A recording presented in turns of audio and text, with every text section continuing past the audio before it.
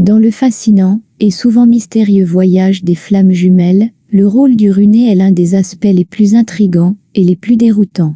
C'est un scénario où une des flammes jumelles, souvent submergée par l'intensité de la connexion, fuit la relation, laissant l'autre flamme dans un état de perplexité et de douleur. Mais quand le parcours du runé se termine-t-il? Cette question est au cœur de nombreuses quêtes spirituelles et émotionnelles.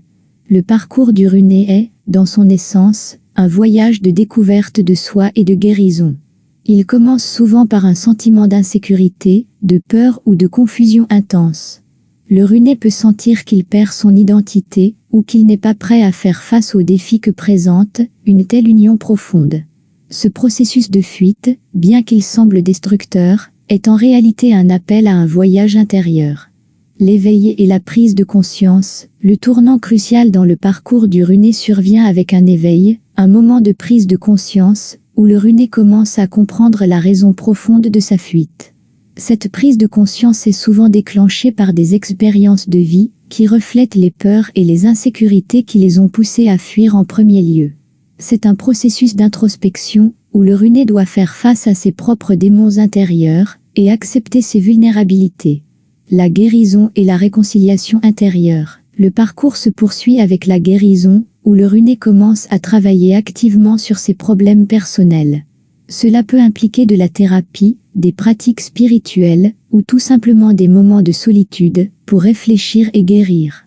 Le point clé ici est la réconciliation intérieure, acceptant et aimant soi-même, avec toutes ses imperfections.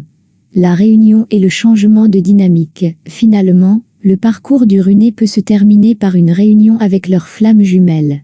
Cette étape n'est pas toujours une réunion physique, mais plutôt une acceptation de la connexion profonde qu'ils partagent.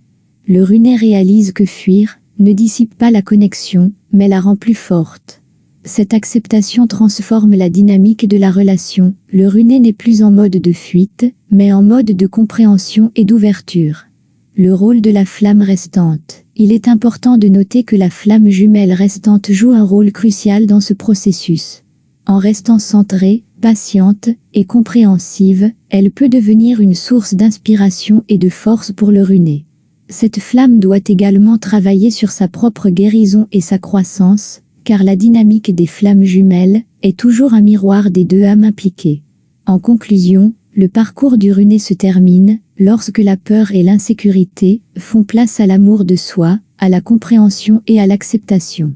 Ce n'est pas un chemin linéaire ni facile, mais un voyage de transformation profonde qui, finalement, mène à une union plus authentique et équilibrée avec leurs flammes jumelles.